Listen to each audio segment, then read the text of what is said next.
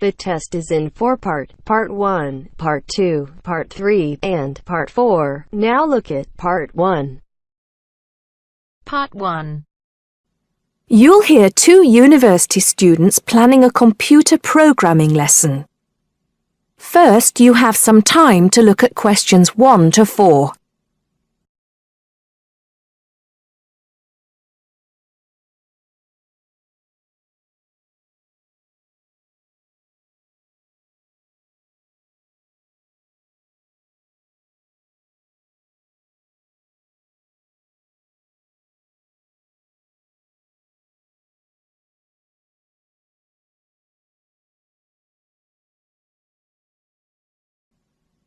Now listen carefully and answer questions 1 to 4. Hi, Hardeep. Is now a good time for us to plan that computer programming lesson we've been assigned? Hey, Dawn. I was just thinking about that, actually. Yes, let's get it out of the way now, shall we? I've got the instructions here.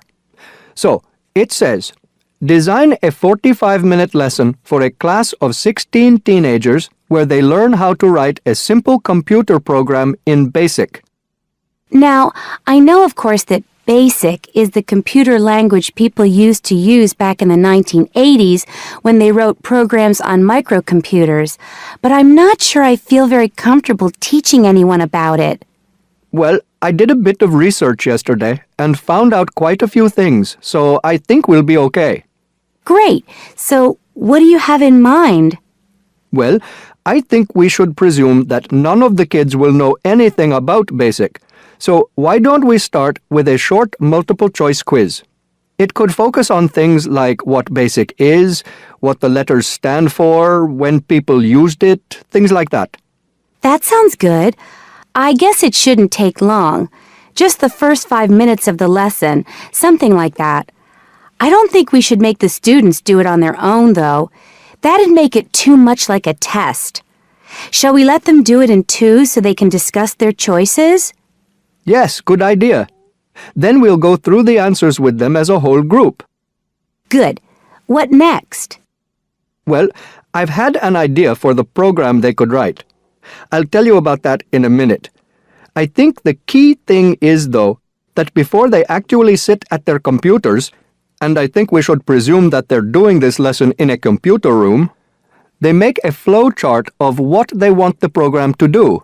That's usually the best way to start writing a program. This flow chart will show all the different stages of the computer program, right? Exactly. It's probably best if the teacher stands at the board and everyone works on that together. Yes, otherwise they'll all come up with different flow charts and it'll get confusing. Precisely. I imagine making the flow chart will take about 15 to 20 minutes.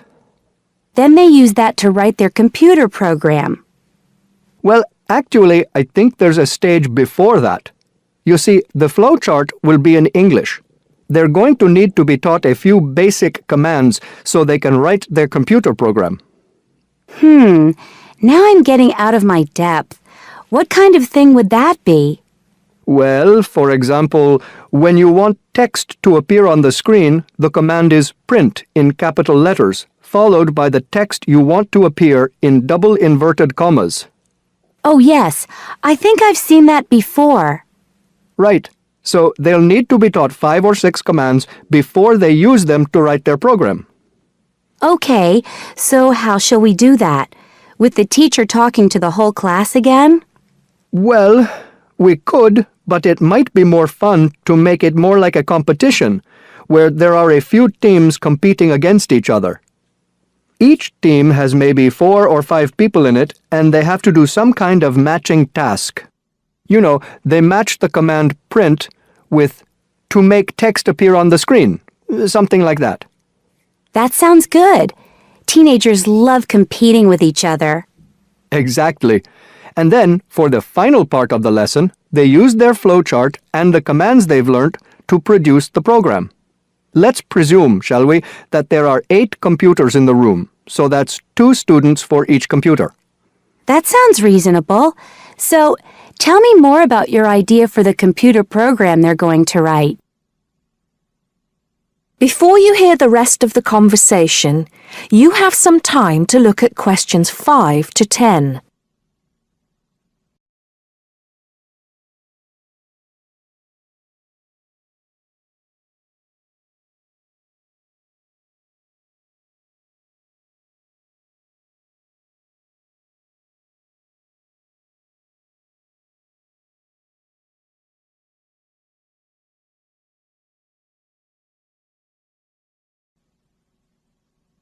Now listen and answer questions 5 to 10. Okay, so it's a very simple program. I've actually written it down here so we can go through it together. Okay, so the first line says 10 CLS. What on earth does that mean? Well, every line of a basic computer program starts with a number. They usually go up in tens, so the first line is 10, the second 20, and so on. And CLS is the command we use in BASIC to clear the screen. Oh, I see. So that's just telling the computer to start with a blank screen. Exactly. Then we move on to the next line. So this one says 20, print, guess a number between 1 and 10. Right, I see. That appears on the screen. It's not that difficult, is it, when you get the hang of it? Let's see if I can work out the next one. 30, input I. Oh, not sure about that. Well, all that's saying is that the person playing types in a number. Input is the basic command for type in, and I just means any number you like. Oh, okay. Then what happens next depends on what the number is. So we've got 40 if I is less than 1, or if I is greater than 10. Then print. Bad choice. Right, so if they type, say, 0 or 11, that appears on the screen. Exactly. And then this next line takes them back to where it asks them to type in a number between 1 and 10. That's line 50. I see. And line 60 says, if I equals 6, then print. Correct. Ah, okay. So if they've typed 6, they've got it right. And if they haven't typed 6, which is the next line, then try again comes up on the screen, and that takes them back to where they choose another number. It's clever. Well done.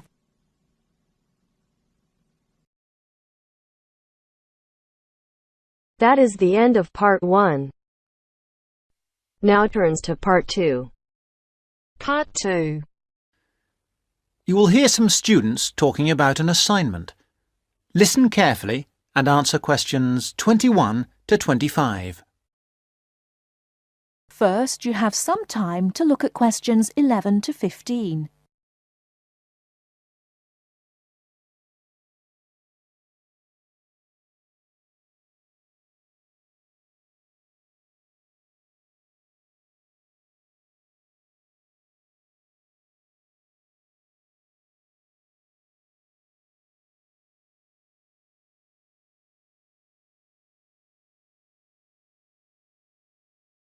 Now, listen carefully and answer questions 11 to 15. Hello, Tom. Hello, Anne. What have you been doing? Oh, just sitting around, catching up with some reading. I've had a great time. You know we're doing this assignment on... what is it? Museums, their costs and benefits. That's right. Well, I've been to the Sandgate Museum. It was really good. These local museums are really interesting because they connect people with the history of one special place.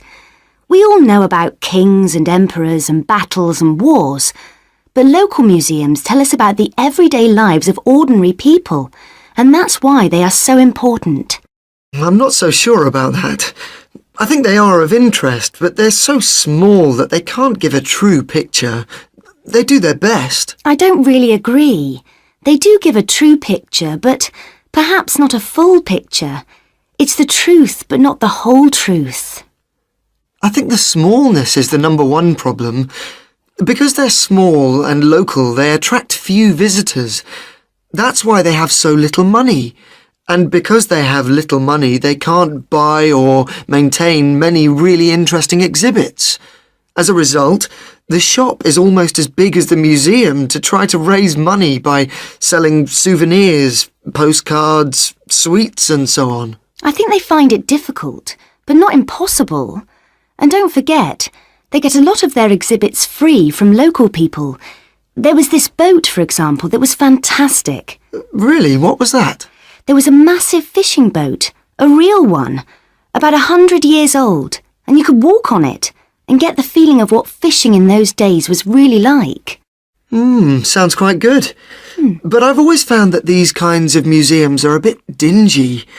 For example, the display cabinets are so dark that you can hardly see the exhibits, and the labels are sometimes difficult to read.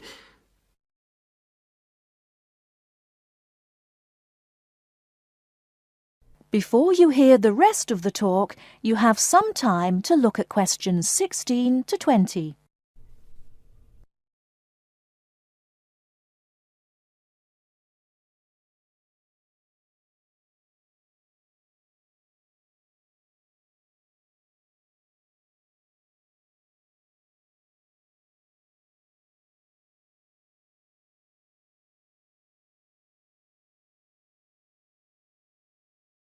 Now listen and answer questions 16 to 20. So coming back to our assignment, what we've got to decide is whether these museums should be funded by the government or just by local people. I think it depends entirely on what kind of museum it is. How do you mean? Well, take local history museums. They are small, so they won't survive without financial support. But that should come from the local authority, since only people in that area or tourists will visit it. I agree, but what about big natural history museums? Surely they should get money from the central government. Why? Children who want to learn about nature can go out into the countryside with their school teachers. They could survive from donations, and they get loads of visitors anyway. The state should spend more on science museums, since not enough people are studying science these days. I'm not so sure, but I do think a sort of museum which should not get public funds is the craft museum. Yes, like museums of cotton weaving. Yeah, which are of interest to only a very small number of people, and they should pay for it. I agree, but a working farm is a different thing again. That's something from the past of all of us, and so it's important to the local community. Kids can learn a lot too. That's the sort of thing that the local government should be spending its money on. Yes, I agree. Well, I think we've got plenty of ideas for our assignment.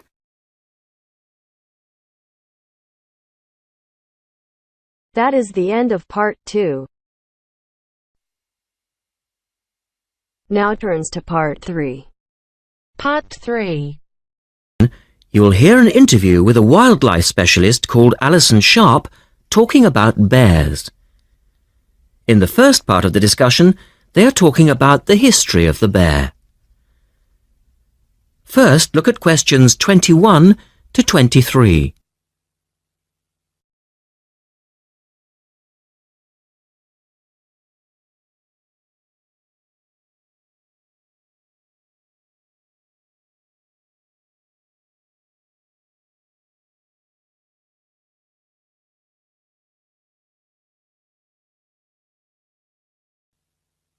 Now listen to the first part of the interview and answer questions 21 to 23. Alison Sharp has spent much of her life researching bears, and in particular, bears in danger of extinction. She is the author of a recent book on bears, and we welcome her to the studio today. Thank you. Delighted to be here. First of all, can you give us a quick overview of the history of the bear family?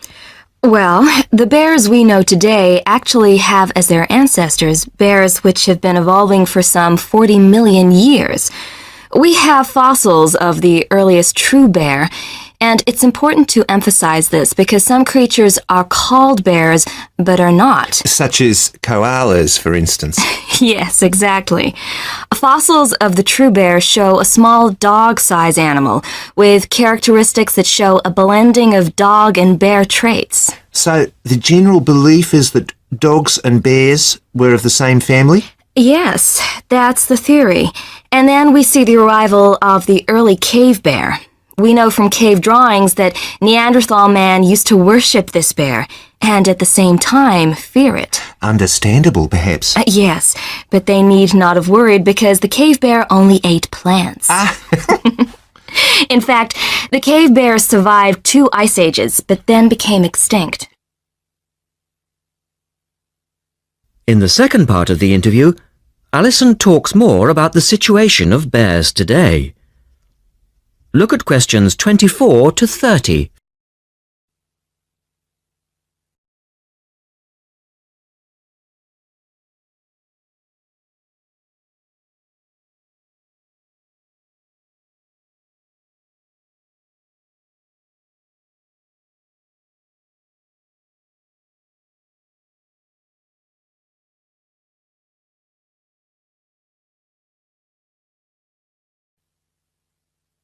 Listen carefully and answer questions 24 to 30. So, how many bears can we find today? And are any of them in danger of extinction? Well, I'll answer your first question first. There are 8 species of bear in all, among them the American black bear and the brown bear, from which evolved the newest species of bear, the polar bear. So, how old is the polar bear? Oh, he's a relative newcomer, just 20,000 years old. And could you tell us a little about them? Which is the largest bear, for instance? Well, the largest bear existing today is either the polar bear or the brown bear. Right. Don't we know? Well, it depends which criteria you use. The polar bear is the heaviest. The male weighs up to 1,500 pounds, but his narrow body actually makes him look smaller than the much more robust brown bear. So, the brown bear appears the biggest? Yes. And the smallest? Well, the sun bear is the smallest of the 8 species. They only weigh between 60 and 145 pounds. That makes him a comparative junior. Yes. And then next we have the so-called giant panda. But that's a small bear too, comparatively speaking. And are all bears meat eaters? No, not at all. In fact, the giant panda is almost entirely herbivorous, living on a diet of 30 types of bamboo. Yes, of course. Pandas are famous for that. And another interesting bear is the sloth bear, which eats insects, particularly termites. He can turn his mouth into a tube and suck the insects out of their nests. So, going back to my second question, are bears really in danger of extinction? Yes, indeed, they are. The sun bear in particular, as they've been hunted almost out of existence. And the habitat of the panda is also being reduced on a daily basis. Can anything be done to reduce the threat to these endangered species? I know, for instance, that it's very hard to breed bears in captivity. Yes. Well, I think that by raising people's awareness generally, we can reduce conflict between humans and animals, to stop the slaughter in parts of the world where bears are still hunted, supposedly in self-defense or to protect livestock, but often quite unnecessarily.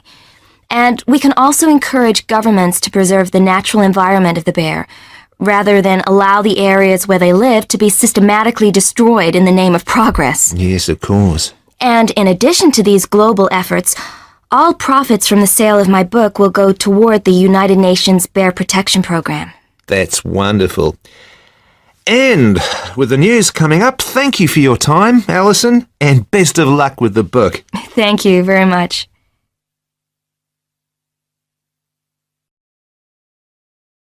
That is the end of part 3.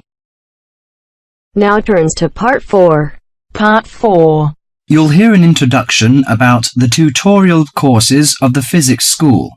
First, you have some time to look at questions 31 to 40.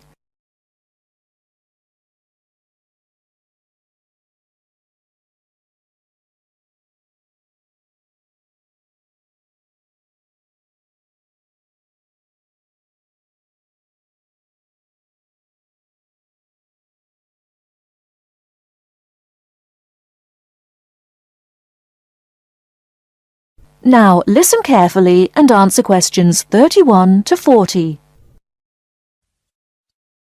Welcome to Orientation Week. This is the Physics School session, and we'll welcome Professor Smith, the head of the school, to introduce you to the tutorial system. Welcome, Professor Smith. Thank you. You may have noticed life at university is totally different from that of school.